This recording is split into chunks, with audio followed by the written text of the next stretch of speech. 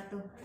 Perkenalkan, nama saya Irawati dari kelompok 3. Kali ini saya akan membahas tentang tingkat segmentasi pasar. Titik awal untuk mendiskusikan segmentasi pasar adalah yaitu pemasaran massal, di mana dalam pemasaran massal ini penjual melakukan produksi massal, distribusi massal, dan promosi massal dari satu produk untuk semua pembeli. Salah satu peneliti yang bernama Henry Ford juga menerapkan strategi ini ketika ia menawarkan sebuah model dalam satu warna, yaitu warna hitam. Sama halnya seperti perusahaan Coca-Cola. Perusahaan Coca-Cola ini juga mempraktikkan pemasaran massal ketika mereka hanya menjual satu jenis cup dalam botol ukuran 6,5 oz. Alasan ini dilakukan karena pemasaran massal pasar yang berpotensial besar yang akan menghasilkan biaya terendah dan kemudian berujung pada biaya yang lebih murah.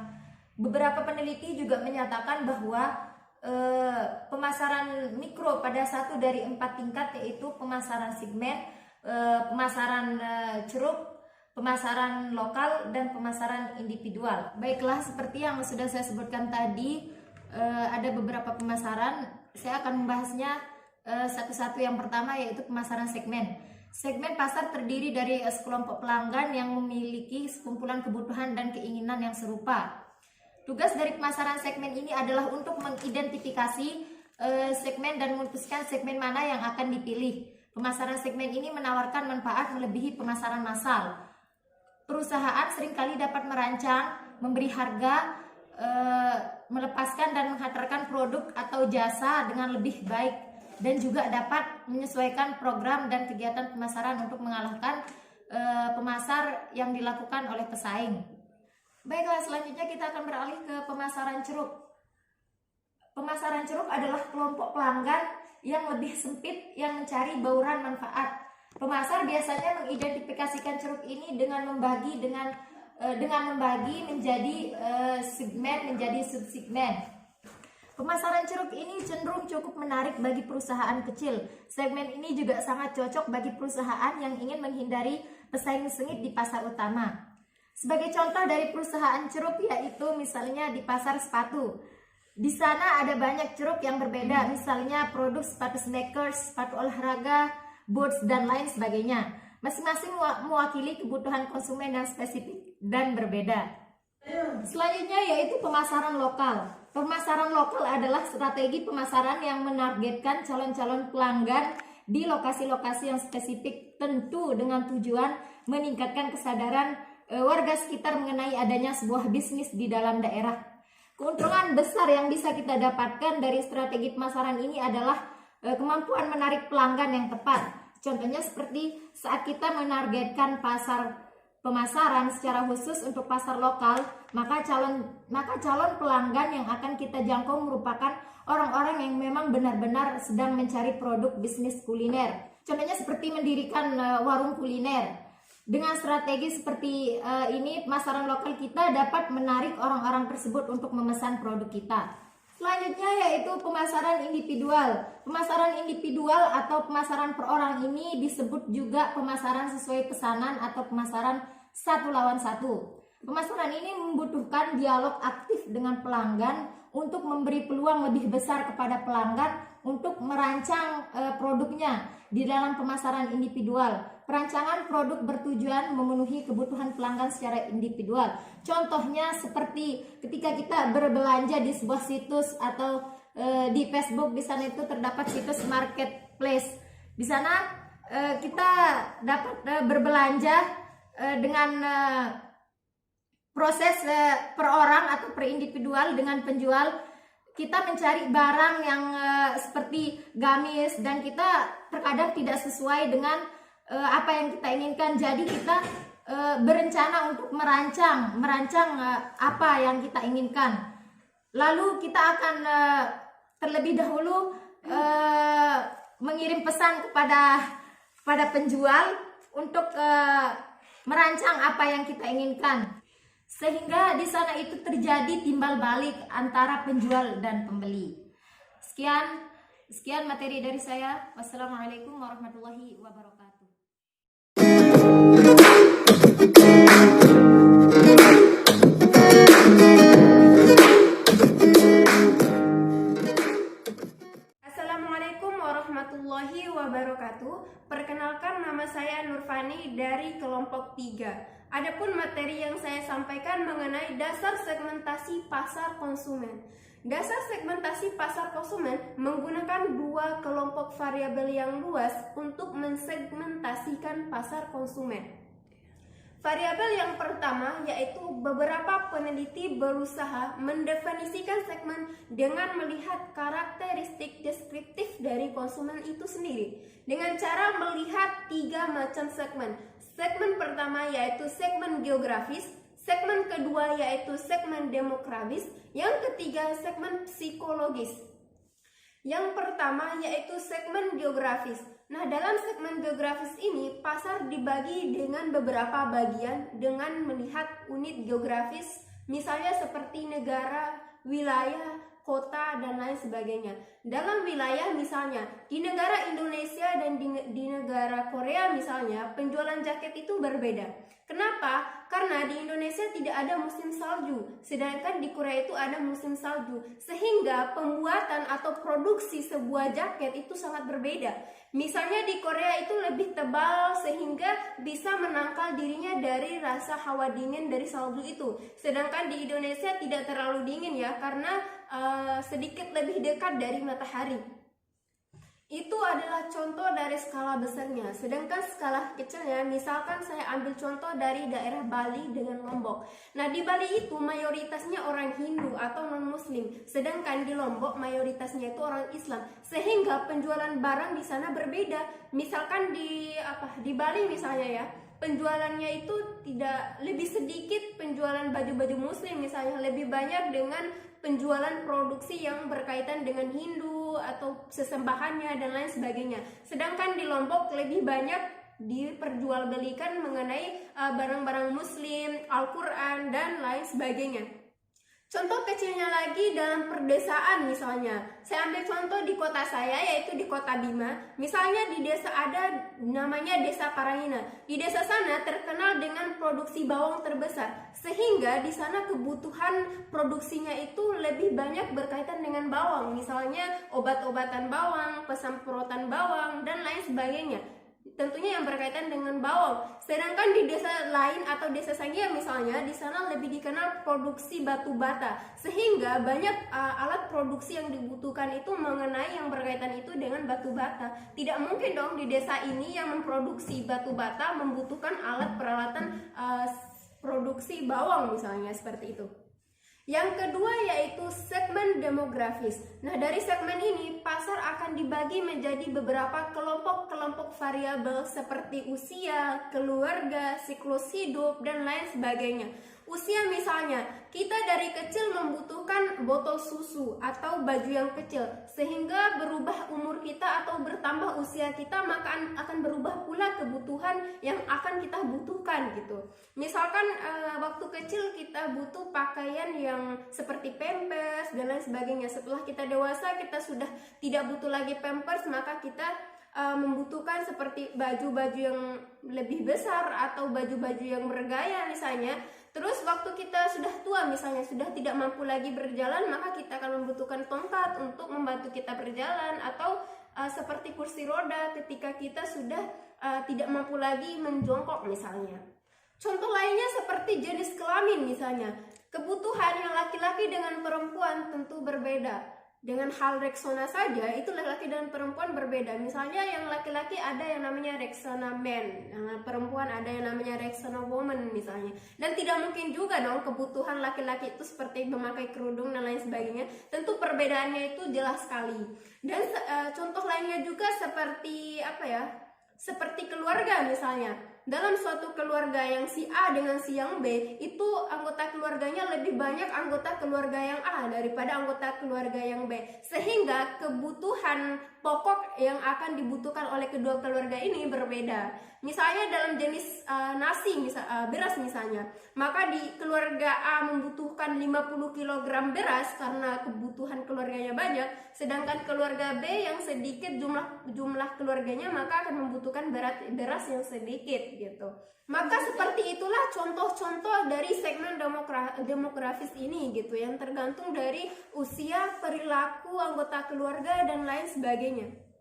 Yang ketiga yaitu segmen psikologis. Nah, dari segmen ini pembeli akan dibagi menjadi beberapa sifat psikologis seperti kepribadian diri, gaya hidup, dan nilai. Contohnya itu seperti rumah, musik, film, dan lain sebagainya. Yang kedua, lanjutan dari variabel yang pertama tadi. Jika variabel yang pertama mendefinisikan segmen dengan melihat karakteristik deskriptif, maka variabel segmen yang kedua ini dengan melihat respon konsumen. Apakah dia membeli dengan kualitas yang bagus atau harga murah, itu karena terganggu dari segmen geografis, demografis, atau psikologis gitu. Contohnya seperti apa? Misalnya orang tersebut memilih ban yang bagus, yang berkualitas, yang tidak mudah pecah, dan remnya yang bagus. Itu tidak melulu karena dia kaya, mungkin karena terpengaruh dari geografis, atau jalan menuju rumahnya itu jalan yang bebatuan, yang belum diaspal dan banyak tanjakan, sehingga dia memerlukan ban yang kuat yang tidak mudah pecah agar sampai ke rumahnya. Pun sebaliknya dengan orang yang ingin membeli harga murah misalnya gitu. Terus selanjutnya apakah orang itu ingin membeli suatu barang yang berkualitas bagus itu apakah karena hanya berpengaruh dengan segmen geografis saja? Tentu tidak, karena ada juga yang berpengaruh karena segmen demografis. Misalnya orang tersebut ingin membeli mobil yang luas, nyaman, dan aman, itu karena dia bukan uangnya banyak gitu seperti yang tadi, tetapi karena memang dia butuh mobil yang luas dan aman dan nyaman tersebut, misalnya untuk menyangkut keluarga yang banyak, untuk mengangkut keluarganya yang banyak, atau karena dia sudah tua sehingga membutuhkan mobil yang luas dan aman serta nyaman gitu. Itu saja yang dapat saya sampaikan. Lebih dan kurangnya saya mohon maaf. Wabillahi taufiq wal hidayah. Wassalamualaikum warahmatullahi wabarakatuh.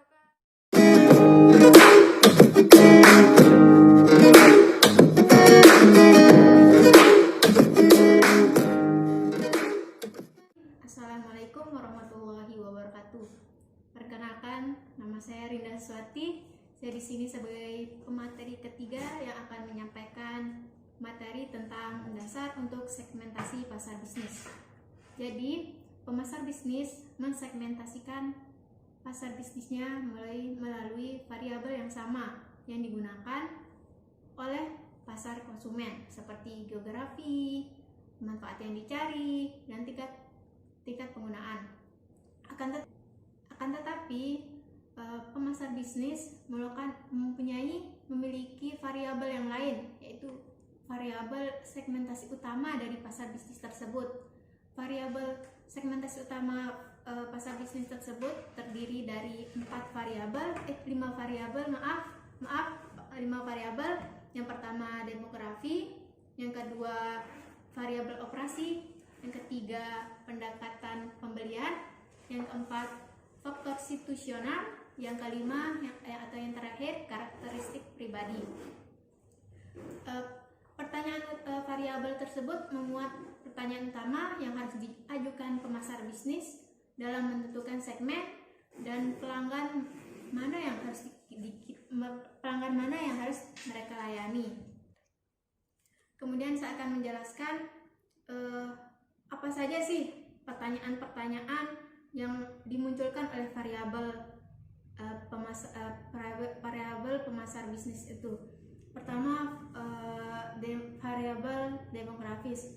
Di variabel demografis ini memunculkan pertanyaan mengenai industri, ukuran perusahaan, kemudian lokasi. Seperti apa sih industri yang harus dilayani gitu, perusahaan yang harus dilayani, seperti itu ya.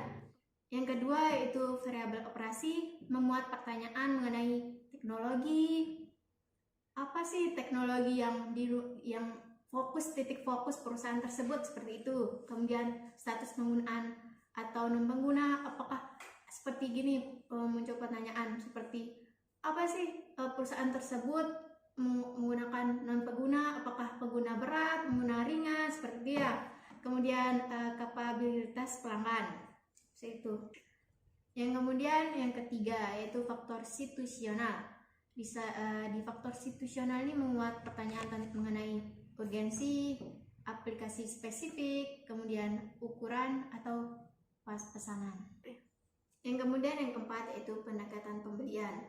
Di pendekatan pembelian ini muncul pertanyaan mengenai apa sih organisasi fungsi pembelian tersebut, kemudian apa sih perusahaan tersebut memiliki struktur kekuatan, kemudian apa sifat dan hubungan yang ada dalam perusahaan tersebut, kemudian apa sih kebijakan pembelian umum, yang terakhir itu apa sih kriteria pembelian. Yang kemudian yang terakhir yaitu variabel yang terakhir yaitu karakteristik pribadi. Di karakteristik pribadi ini memuat pertanyaan mengenai kemiripan pembeli atau penjual, kemudian apa sih sikap terhadap resiko tersebut, sikap kita sebagai pemasar bisnis terhadap perusahaan itu segimana sih gitu, kemudian loyalitas kita sebagai pemasar bisnis terhadap perusahaan tersebut. Kemudian saya akan menjelaskan contohnya ya. Contohnya itu seperti perusahaan ban. Perusahaan ban, misalnya perusahaan ban itu dapat menjual bannya di pabrik mobil, truk, traktor pertanian, truk dan pesawat. Dalam industri sasaran terpilih, selanjutnya perusahaan dapat melakukan segmentasi berdasarkan ukuran perusahaan. Perusahaan dapat menetapkan operasi terpilih untuk menjual kepada pelanggan besar dan kecilnya. Mungkin hanya ini yang bisa saya sampaikan. Kurang lebihnya mohon maaf. Billahi taufiq wal hidayah. Assalamualaikum warahmatullahi wabarakatuh.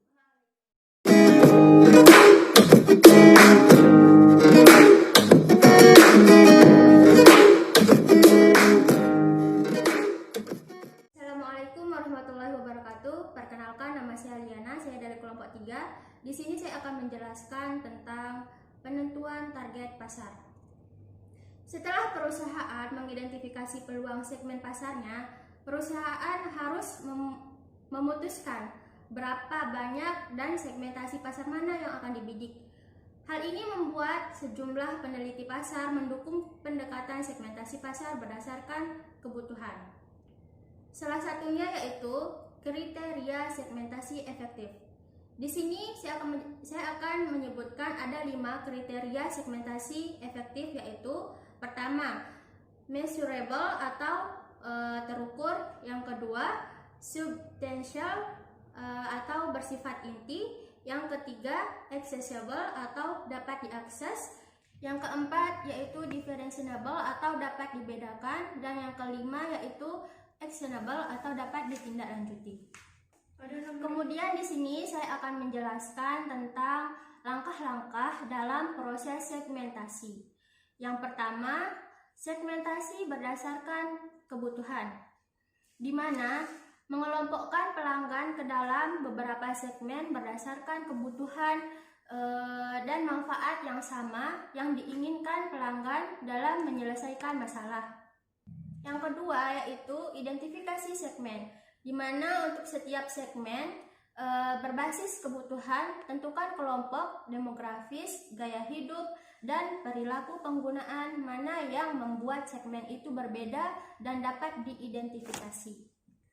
Yang ketiga, daya tarik segmen, menggunakan kriteria daya tarik segmen yang sudah ditentukan sebelumnya. Yang keempat, profitabilitas segmen. Yang kelima yaitu positioning segmen, yaitu menciptakan proporsi nilai dan strategi harga produk berdasarkan kebutuhan pelanggan segmen.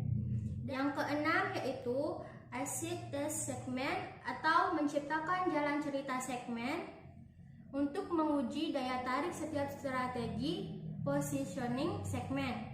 Dan yang terakhir, yang ketujuh, strategi bauran pemasaran, di mana memperluas strategi positioning segmen untuk mencakup semua aspek bauran pemasaran seperti produk, harga, promosi, dan tempat. Mungkin hanya itu penyampaian dari saya. Kurang lebihnya saya mohon maaf. Assalamualaikum warahmatullahi wabarakatuh.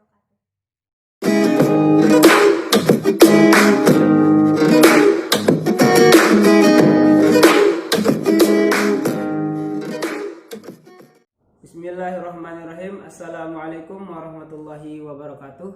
Perkenalkan, nama saya Lalu Muhammad Saukat Rudi Gempar. Di sini saya akan menjelaskan materi saya, yaitu mengevaluasi dan memilih segmen pasar.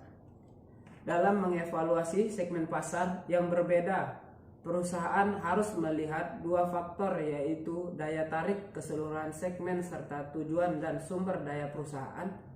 Setelah mengevaluasi berbagai banyak segmen, perusahaan dapat mempertimbangkan 5 pola pilihan pasar saran. Yang pertama, konsentrasi segmen tunggal, dan yang kedua, spesialisasi selektif. Yang ketiga, spesialisasi produk. Yang keempat, spesialisasi pasar. Yang kelima, cakupan pasar penuh. Setelah itu, saya akan menjelaskan satu persatu dari 5 pola tadi. Yang pertama, konsentrasi segmen tunggal. Melalui pemasaran konsentrasi, perusahaan mendapatkan pengetahuan yang kuat tentang kebutuhan segmen dan kehadirannya di pasar akan kuat. Setelah itu, perusahaan dapat menikmati keekonomisan operasi melalui sosialisasi produk, distribusi, dan promosinya. Jika perusahaan pemimpin segmen, perusahaan dapat menghasilkan tingkat pengembalian tinggi atas investasinya. Yang kedua, spesialisasi selektif. Perusahaan memilih sejumlah segmen, masing-masing secara objektif, menarik, dan tepat. Mungkin ada sedikit atau tidak sinergi antara segmen tersebut, tetapi masing-masing segmen menjanjikan sebagai penghasil uang. Strategi multisegmen ini mempunyai terlebih, yaitu mendiversifikasikan risiko perusahaan. Dan yang ketiga, spesialisasi produk. Perusahaan membuat produk tertentu yang kemudian dijual ke beberapa segmen pasar yang ada di suatu daerah. Contohnya, pembuat mikroskop misal menjual produknya ke universitas, pemerintahan, dan laboratorium komersial. Dan yang keempat, spesialisasi pasar. Perusahaan berkonsentrasi untuk melayani berbagai kebutuhan dari suatu kelompok tertentu. Contohnya, perusahaan dapat menjual satu koleksi produk hanya ke laboratorium universitas. Dan yang terakhir, cakupan pasar penuh. Perusahaan berusaha melayani semua kelompok pelanggan dengan semua produk yang mungkin mereka perlukan. Dalam pemasaran tanpa diferensiasi, perusahaan mengabaikan perbedaan segmen dan mengincar seluruh pasar satu penawaran. Perusahaan merancang sebuah produk dan program pemasaran yang akan memberi produk tersebut citra unggul dan menarik jumlah pembeli terluas. Dalam rancangan ini tergantung pada distribusi dan iklan massal. Pemasaran tanpa diferensiasi, contohnya pemasaran untuk standarisasi dan produksi massal dalam proses manufaktur. Dalam pemasaran terdiferensiasi, perusahaan beroperasi di beberapa segmen pasar dan merancang produk yang berbeda untuk setiap segmen.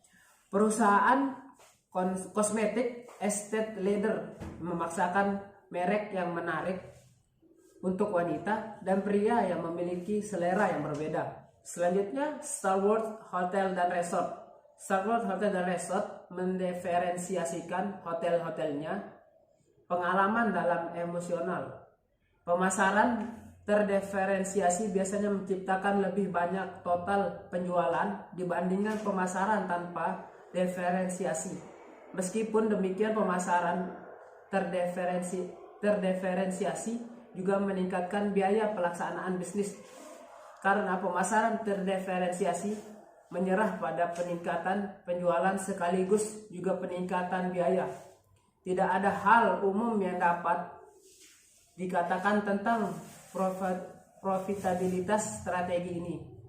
Perusahaan harus berhati-hati pada over segmentation